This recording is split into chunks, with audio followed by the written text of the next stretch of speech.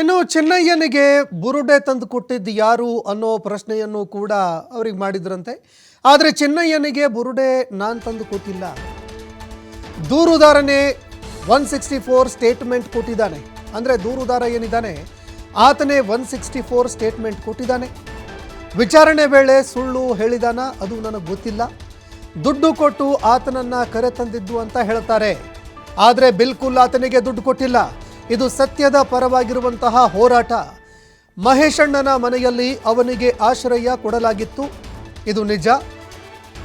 ಆದರೆ ದೂರುದಾರ ಯಾಕೆ ಆರೋಪಿಯಾಗಿದ್ದಾನೆ ನಮಗೂ ಕೂಡ ಗೊತ್ತಿಲ್ಲ. ಯಾಕೆ ಸುಳ್ಳು ಹೇಳ್ತಾ ಇದ್ದಾನೆ ಅನ್ನೋದೇನಿದೆ ಅದು ಗೊತ್ತಾಗಬೇಕು.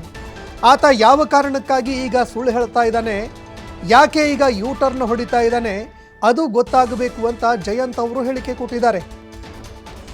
ನಾವು ಆತನಿಗೆ ಆ ಬುರುಡೆ ತಂದು ಕೊಟ್ಟಿಲ್ಲ, ನಾನು ತಂದು ಕೊಟ್ಟಂತಹ ಬುರುಡೆ ಅಲ್ಲ ಅದು.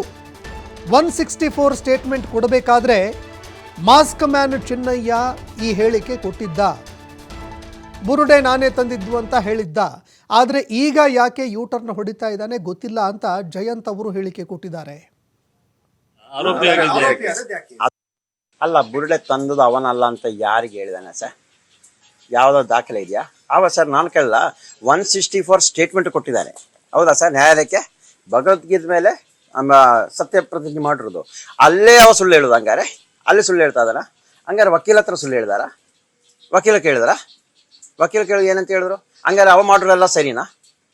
ನಾನು ಇದನ್ನು ಕೇಳ್ತಾ ಇರೋದು. ತನಿಖೆ ಆಗಲಿ, ಇದು ಸತ್ಯ ಹೊರಗೆ ಬರಲಿ. ಏನಕ್ಕೋಸ್ಕರ ಮಾಡಿರೋದು, ಯಾರಿಗೋಸ್ಕರ ಮಾಡಿರೋದು? ಹಂಗಾರೆ ನಾವು ಒಂದು ಮಾತು ನಮ್ಮ ಎಲ್ಲರಿಗೂ ಹೇಳ್ತೀನಿ, ಯಾವುದೇ ಕಾರಣಕ್ಕೂ ಈ ಒಂದು ಅನಾಮಿ ವ್ಯಕ್ತಿಯನ್ನು ಈ ಹಿಂದೆ ಯಾವುದೋ ಮಾಧ್ಯಮದಲ್ಲಿ ಬರ್ತಾ ಇತ್ತು, ಆ ತಮಿಳ್ನಾಡಿಗೆ ಹೋಗಿ ಗ್ಯಾಂಗ್ ಆಗಿ ಸೇರಿ ಕರ್ಕೊಂಡು ಬಂದಿರೋದು, ಅವರಿಗೆ ಎಷ್ಟು ದುಡ್ಡು ಕೊಟ್ಟು ಕರ್ಕೊಂಡು ಬಂದಿರೋದು, ದೇವಸ್ಥಾನ ತೇಜೋವಧೆ ಮಾಡಲಿಕ್ಕೆ ಬಂದಿರೋದು ಬಿಲ್ಕುಲ್ ಇಲ್ಲ.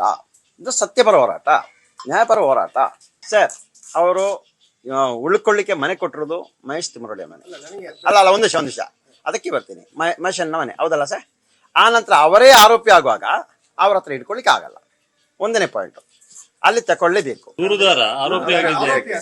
ಅದು ಕಾನೂನು ಪ್ರಕಾರ ಅವರಿಗೆ ಕೇಳಬೇಕು ಸರ್, ಅದ್ರಲ್ಲಿ ಅಷ್ಟು ಇಲ್ಲ. ನನ್ನ ಪ್ರಕಾರವಾಗಿ ಮಹೇಶನ್ನ ಆರೋಪಿ ಆದಾಗ ಅಲ್ಲಿ ಇರ್ಲಿಕ್ಕೆ ಆಗಲ್ಲ. ಅಂತ ಸಂದರ್ಭದಲ್ಲಿ ಅವರೇ ತಗೊಂಡ ಮತ್ತೆ ಅದಕ್ಕೆ ಒಂದು ವಾರ ಮುಂಚೆನೆ ಹೇಳ್ತಾ ಇದ್ರು, ಇವಾಗ ಸೌಜನ್ಯ ಕೇಸಲ್ಲಿದ್ದೆ, ಇವನ್ನ ಹ್ಯಾಂಡ್ ಓವರ್ ಮಾಡಲೇಬೇಕಂತ ಹೇಳ್ತಾ ಇದ್ರು. ಅದು ಇವರ ಅರೆಸ್ಟ್ ಆದಕ್ಕೆ ಒಳ್ಳೆ ಟೈಮ್ ಬಂತು, ಅದಕ್ಕೆ ಅವರು ಹ್ಯಾಂಡ್ ಓವರ್ ತಗೊಂಡ್ರು. ಅಲ್ಲ, ಬುರುಡೆ ತಂದದ್ದು ಅವನಲ್ಲ ಅಂತ ಯಾರಿಗೆ ಹೇಳಿದಾನೆ ಸರ್? ಯಾವುದೋ ದಾಖಲೆ ಇದೆಯಾ? ಆವ ಸರ್ ನಾನು ಕೇಳಲ್ಲ. 164 ಸ್ಟೇಟ್ಮೆಂಟ್ ಕೊಟ್ಟಿದ್ದಾನೆ, ಹೌದಾ? ಹುಡುಕಾಡೋದೇ ಆದ್ರೆ ಇನ್ನೂ ಕೂಡ ಆ ಜಾಗದಲ್ಲಿ ಕಳೆ ಬರ ಸಿಗೋ ಸಾಧ್ಯತೆ ಇದೆ. ಗಿರೀಶ್ ಮಟ್ಟಣ್ಣ ಈ ವಿಚಾರ ಈಗಾಗಲೇ ತಿಳಿಸಿದ್ದಾರೆ. ಅಲ್ಲಿ ಸರಿಯಾಗಿ ಹುಡುಕಾಡಿದ್ದೇ ಆದ್ರೆ ಈಗಲೂ ಕೂಡ ಅಸ್ಥಿಪಂಜರ ಸಿಗತ್ತೆ. ಗಿರೀಶ್ ಮಟ್ಟಣ್ಣವರಿಗೆ ಚಿನ್ನಯ್ಯ ಮೊದಲೇ ಹೋಗಿ ತೋರಿಸ್ ಬಂದಿದ್ದಾನೆ. ಚಿನ್ನಯ್ಯ ಎಲ್ಲಿ ತೋರಿಸಿದಾನೆ ಅಲ್ಲಿ ಮೂಳೆಗಳು ಸಿಗಲೇಬೇಕು. ಒಬ್ಬ ಹಿರಿಯ ಸ್ವಾಮೀಜಿಯ ಸಂಪರ್ಕ ಕೂಡ ಮಾಡಿದ್ದಾರೆ. ಧರ್ಮಸ್ಥಳದ ರಕ್ಷಣೆ ಯಾರು ಮಾಡುವ ಅಗತ್ಯ ಇಲ್ಲ, ಎಲ್ಲರೂ ಆ ಸ್ವಾಮೀಜಿಯ ಬಳಿಗೆ ಹೋಗಿ ಕೇಳಿ. ಆ ಸ್ವಾಮೀಜಿ ಬಳಿ ಮಟ್ಟಣ್ಣವರ್ ಮಹೇಶಣ್ಣ ಕೂಡ ಹೋಗಿದ್ದಾರೆ. ಸ್ವಾಮೀಜಿಯ ಮುಂದೆ ಎಲ್ಲ ವಿಚಾರಗಳನ್ನು ಹೇಳಿದ್ದಾರೆ. ಯಾವುದೇ ರೀತಿಯ ವಿಚಾರಣೆಗಳನ್ನು ಎದುರಿಸೋದಕ್ಕೆ ನಾನು ಸಿದ್ಧ. ಇನ್ನು ದೆಹಲಿಗೆ ಬುರುಡೆ ಹೋಗಿತ್ತು ಅನ್ನುವಂತಹ ವಿಚಾರಕ್ಕೆ ಸಂಬಂಧಪಟ್ಟಂತೆ ದೆಹಲಿಗೆ ಬುರುಡೆ ತೆಗೆದುಕೊಂಡು ಹೋಗಿದ್ದು ಹೌದು, ನಾನು ಮಾತ್ರ ಅಲ್ಲ, ಆ ಸಂದರ್ಭದಲ್ಲಿ ಇನ್ನೂ ಕೆಲವರು ಇದ್ರು ಅಂತ ಜಯಂತ್ ಟಿ ಹೇಳಿದ್ದಾರೆ. ಇದೇ ವಿಚಾರಕ್ಕೆ ಸಂಬಂಧಪಟ್ಟಂತೆ ಮತ್ತಷ್ಟು ಮಾಹಿತಿ ಕೊಡ್ತಾರೆ ಪ್ರತಿನಿಧಿ ಆದಿತ್ಯ. ಫೋನ್ ಸಂಪರ್ಕದಲ್ಲಿ ಜಾಯ್ನ್ ಆಗಿದ್ದಾರೆ. ಆದಿತ್ಯ, ಈಗ ಈ ಪ್ರಕರಣಕ್ಕೆ ಸಂಬಂಧಪಟ್ಟಂತೆ SIT ಅಧಿಕಾರಿಗಳು ಆಳಕ್ಕೆ ಇಳಿತಾ ಇದ್ದಾರೆ. ಇದೇ ಸಂದರ್ಭದಲ್ಲಿ ಜಯಂತ್ ಟಿ ಸಾಕಷ್ಟು ವಿಚಾರಗಳಿಗೆ ಸಂಬಂಧಪಟ್ಟಂತೆ ಮಾಹಿತಿ ಕೊಟ್ಟಿದ್ದಾರೆ. ಏನೇನೆಲ್ಲ ಆಯಿತು, ಅದೇ ರೀತಿಯಾಗಿ ಚಿನ್ನಯ್ಯ ಏನಿದ್ದಾನೆ ಆತ ತೋರಿಸಿದಂತಹ ಜಾಗದಲ್ಲಿ ಈಗಲೂ ಕೂಡ ಕಳೆಬರ ಸಿಗಲೇಬೇಕು ಅನ್ನೋ ಮಾತುಗಳನ್ನು ಕೂಡ ಹೇಳಿದ್ದಾರೆ. ಅದೇ ರೀತಿಯಾಗಿ ಸ್ವಾಮೀಜಿಯ ವಿಚಾರ ಕೂಡ ಬಾಯ್ಬಿಟ್ಟಿದ್ದಾರೆ.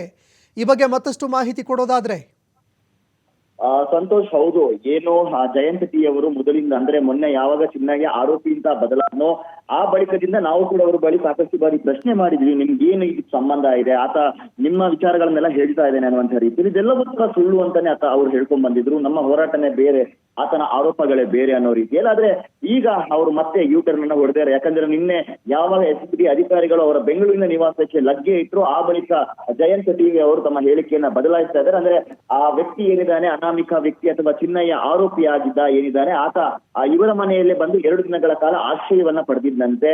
ಅದಾದ ಬಳಿಕ ಅದೇ ಒಂದು ಬುರುಡಿಯನ್ನ ಇಟ್ಕೊಂಡು ಹೋಗಿ ಆತ ಸುಪ್ರೀಂ ಕೋರ್ಟ್ ನ ವಕೀಲರನ್ನ ಮತ್ತು ಸುಪ್ರೀಂ ಕೋರ್ಟ್ ನ ಒಂದು ಕದವನ್ನ ಕೂಡ ತಟ್ಟಿದ ಅನ್ನುವಂತ ರೀತಿಯ ಮಾಹಿತಿಯನ್ನು ಅವರು ನೀಡಿದ್ದಾರೆ.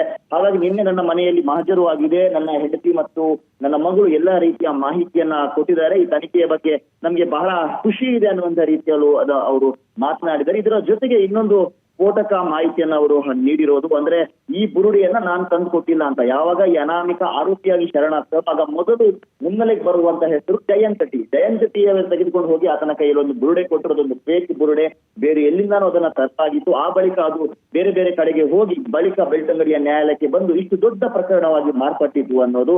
ಆದ್ರೆ ಇದೀಗ ಅವರು ಹೇಳ್ತಾ ಇರೋದು ನಾನು ಬುರುಡೆ ತಂದು ಕೊಟ್ಟಿಲ್ಲ, ಮತ್ತು ಆ ಆರೋಪಿ ಏನಿದ್ದಾನೆ ಚಿನ್ನಯ್ಯ, ಆತ ಸೆಕ್ಷನ್ 164 ಅಂದ್ರೆ BNS 183 ಅಡಿಯಲ್ಲಿ ಆತ ಈಗಾಗಲೇ ಸ್ಟೇಟ್ಮೆಂಟ್ ಅನ್ನ ಕೊಟ್ಟಿದ್ದಾನೆ.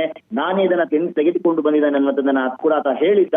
ಆದರೆ ಈಗ ಯಾಕೆ ಉಲ್ಟಾ ಹೊರಟಿದ್ದಾನೆ ನಮ್ಗೆ ಗೊತ್ತಿಲ್ಲ, ನಾವು ಯಾವುದೇ ರೀತಿಯ ದುಡ್ಡು ಕೊಟ್ಟಿಲ್ಲ, ಯಾವುದೇ ರೀತಿಯ ಆಮಿಷ ಕೊಟ್ಟಿಲ್ಲ, ಅವ್ನು ಈ ತರ ವಿಚಾರ ಇದೆ, 100 ಶವಗಳನ್ನ ಊಟ ಹಾಕಿದೀನಿ ಅಂತ ಆತ ಹೇಳಿದ್ದ.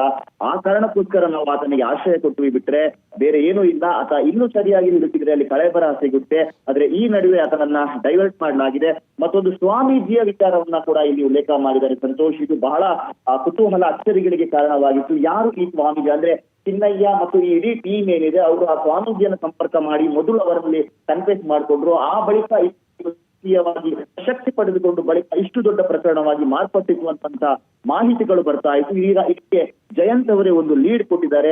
ನಾವೇ ಆ ಒಂದು ಸ್ವಾಮೀಜಿ ಹತ್ರ ಹೋಗಿದ್ವಿ, ನಾವೆಲ್ಲರೂ ಹೋಗಿದ್ವಿ, ಮನುಷ್ಯನ ಮಟ್ಟಣ್ಣನವರು ಎಲ್ಲರೂ ಹೋಗಿದ್ವಿ, ಎಲ್ಲವನ್ನ ಸ್ವಾಮೀಜಿಯ ಮುಂದೆ ಹೇಳಿಟ್ವಿ.